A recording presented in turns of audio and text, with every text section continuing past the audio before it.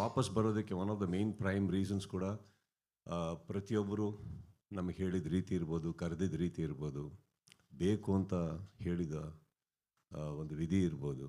So there's a lot of thing that happen and today we are here and I am very happy. Especially ಆ AVs ಎಲ್ಲ ನೋಡಿದಾಗ, ಜನಗಳ ಅಭಿಪ್ರಾಯಗಳನ್ನ ನೋಡಿದಾಗ at least it's very touching. So I think ಅದು ಬಿಟ್ಟಾಕಿ ಅದು actually ಅಲ್ಲಿ ಬರ್ಬೇಕಾದ್ರೆ ನನಗೆ ಇಲ್ಲೇ ನಾನು ಹಿಂದೆ ಕೂತಾರಲ್ಲೇ ತುಂಬ ಹ್ಯಾಪಿನೆಸ್ ಕಾಣಿಸ್ತಾ ಇತ್ತು, ಕೇಳಿಸ್ತಾ ಇತ್ತು ನನಗೆ. So I think I am quite happy about it.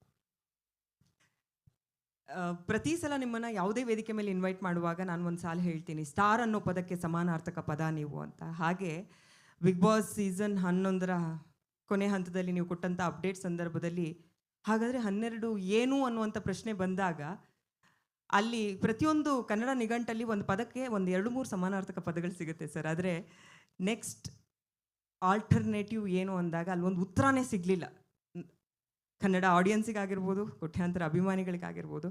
Because ಅಷ್ಟು ಗಟ್ಟಿಯಾಗಿ ನೀವು ಈ 11 ವರ್ಷ ಅವರ ಮನಸ್ಸಲ್ಲಿ ನೆಲೆಯೂರಿರುವಂಥ ರೀತಿ ಅದಕ್ಕೆ ಕಾರಣ. 11 ವರ್ಷ ನೀವು ನಿರೂಪಣೆ ಮಾಡಿರೋದು, ಹೋಸ್ಟ್ ಮಾಡಿರೋದು ಇಡೀ ಪ್ರಪಂಚದಲ್ಲೇ ಒಂದು ಮೈಲ್ ಸ್ಟೋನ್, ಮೈಲಿಗಲ್ಲದು. ಈಗ ಸೀಸನ್ 12 ಕೂಡ ನೀವೇ ಹೋಸ್ಟ್ ಮಾಡ್ತಿದ್ದೀರಾ ಅನ್ನುವಂಥ ವಿಚಾರ ಇವತ್ತು ರಿವೀಲ್ ಆಗ್ತಾ ಇದೆ. ಇದನ್ನು ನೀವು ಹೆಂಗೆ ಡಿಫೈನ್ ಮಾಡ್ತೀರಾ ಸರ್? ಬಿಕಾಸ್ ಒಂದು ಕಾರ್ಯಕ್ರಮ ಮೂಲಕ ನೀವು ಇಡೀ ಕನ್ನಡಿಗರು, ಕನ್ನಡ ಭಾಷೆ ಇದೆಲ್ಲವನ್ನ ನೀವು ತಲುಪಿದಂಥ ರೀತಿ ಇದೆಯಲ್ಲ, ಅದು ಪದಗಳಿಗೆ ನಿಲ್ಕೋದು ಕಷ್ಟ. ಸೊ ಅದನ್ನು ನೀವು ಹೆಂಗೆ ಡಿಫೈನ್ ಮಾಡ್ಬೋದು ಅಂತ. ಸೀಸನ್ ಎಂಡಲ್ಲಿ ನಿಮಗೆ ಒಂದು ಶಾಕ್ ಕೊಟ್ಟೆ ಅಂತ ಹೇಳಿದ್ರಿ. ನೋ ಸೀಸನ್ ಬಿಗಿನಿಂಗಲ್ಲೇ ಕೊಟ್ಟಿದ್ದೆ ನಾನು. ಸೀಸನ್ ಎಂಡಲ್ಲಿ ರೀಕನ್ಫರ್ಮ್ ಮಾಡಿದೆ. ಅಂದರೆ ಅದು ಯಾವುದೋ ಪಾರ್ಟಿ ಮೂಡಲ್ಲಿ ಮಾಡಿ ಟ್ವೀಟ್ ಅಲ್ಲ, ಕರೆಕ್ಟಾಗೆ ಮಾಡಿದ್ದು ಅಂತ. ಅದಕ್ಕೆ ಸಾಯಂಕಾಲ ಹೊತ್ತ ಮಧ್ಯಾಹ್ನ ಹೊತ್ತ ಮಾಡಿದ್ದಾನೆ ಸೆಕೆಂಡ್ ಒನ್. ಸೊ ಅದು ಅಲ್ಲೇ ಇತ್ತು actually. But I guess now one season 12 is happening. ಬಹುಶಃ ಹೋಗಿರೋ ರೀತಿ, ನಮ್ಮ ಟೆಕ್ನಿಕಲ್ ಟೀಮ್ ಅವರು ಅದನ್ನು ನಡೆಸ್ಕೊಡ್ತಾ ಇರೋ ರೀತಿ, ಅದು ಬೆಳೀತಾ ಇರೋ ರೀತಿ, this is more exciting to the present contestants as well as the viewers ಅಂತ ಅನ್ಕೋತೀನಿ, ನಮ್ಮೆಲ್ಲರಿಗಿನ್ನ.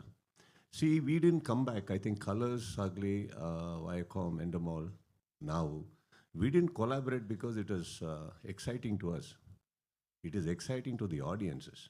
ಸೊ ಅವರು ಅದನ್ನು ನೋಡ್ತಾ ಇರೋ ರೀತಿ. ಸೊ ಬಹುಶಃ this adds on the way it is grown over the last, at least over the last 2 to 3 years. I think the growth has been really big, huge, and bigger leaps. Yeah, the small leaps alla graphically. So I think that way the contestants will be very happy. And ನನಗೆ ಗೊತ್ತಿರೋ ಹಾಗೆ ವೀಕ್ಷಕರಂತೂ ನಾನು ನೋಡ್ದಂಗಮ್ಮ ಇದು ಒಂದು ತುಂಬ ದೊಡ್ಡಕ್ಕೆ ಯಾವುದೋ compare ಅಂತ ಅಂದ್ಕೊಳಕ್ಕೆ ಹೋಗಬೇಡಿ. ಬಟ್ ಒಂದು ಯಾವುದೋ ತುಂಬ ಒಂದು IPL ರೇಂಜಿಗೆ ನೋಡ್ತಾರೆ ಬಿಗ್ ಬಾಸ್ನ. ಒಂದು 3 ತಿಂಗಳು ಯಾವುದಕ್ಕೂ ತಲೆ ಹಾಕಲ್ಲ, ಆ ಥರ ನೋಡ್ತಾರೆ ಅಂದಾಗ I think it becomes our responsibility also to make it a better programme and bigger, much bigger to everybody. ಇವಾಗ ಅಲ್ಲಿ ನೀವು AVL ನೋಡಿದ್ರೆ ಪ್ರತಿಯೊಬ್ಬರು ಕಂಟೆಸ್ಟೆಂಟ್ಸು ದೇ ಆರ್ ಅವ್ರ ಎಕ್ಸ್ಪೀರಿಯನ್ಸಸ್ನ ನಾನಾ ರೀತಿಯಲ್ಲಿ ಹೇಳ್ಕೊಂಡ್ರು. ಅವ್ರಿಗೆ ಹೇಗೆ ವೈಯಕ್ತಿಕವಾಗಿ ಹೆಲ್ಪ್ ಆಗಿದೆ. Because I personally believe Bigg Boss ಅನ್ನೋ ಒಂದು ವೇದಿಕೆ ಏನಿದೆ, ತುಂಬ ಜನಕ್ಕೆ ಒಂದು ಕೆರಿಯರ್ ರೂಪಿಸ್ಕೊಟ್ಟಿದೆ. ಆಲ್ರೆಡಿ ಎಕ್ಸಿಸ್ಟಿಂಗ್ ಕೆರಿಯರ್ನ ಇನ್ನೂ ನೆಕ್ಸ್ಟ್ ಲೆವೆಲಿಗೆ ತೊಗೊಂಡು ಹೋಗಿದೆ. ಅವರ ಪರ್ಸ್ನಾಲಿಟಿನ ಇಂಡಸ್ಟ್ರಿಗೆ, ಜನಗಳಿಗೆ, ಎಲ್ಲರಿಗೂ ಪರಿಚಯ ಮಾಡಿಕೊಟ್ಟಿದೆ. ನೀವು ಒಬ್ಬರು ವ್ಯಕ್ತಿ, ನಿಮ್ಮಲ್ಲೊಂದು ವ್ಯಕ್ತಿತ್ವ ಇದೆ, ಕಲೆ ಅನ್ನೋದು, ಬಿಟ್ಟು ಅನ್ನೋದನ್ನು ಕೂಡ ಹೊರತುಪಡಿಸಿ ಅದೆಲ್ಲ ಹೊರತುಪಡಿಸಿ ಹೇಳ್ಕೊಡುತ್ತೆ. So I think it's a very big stage and it's coming back in a bigger way. I am happy for that. Yes sir, ನೀವು ಹೇಳಿದ್ದು ಒಂದು ಲೈನ್ ಅಂತೂ ನಿಜವಾಗ್ಲೂ ಸತ್ಯ. ಕಮ್ ಬ್ಯಾಕ್ ಅನ್ನೋದು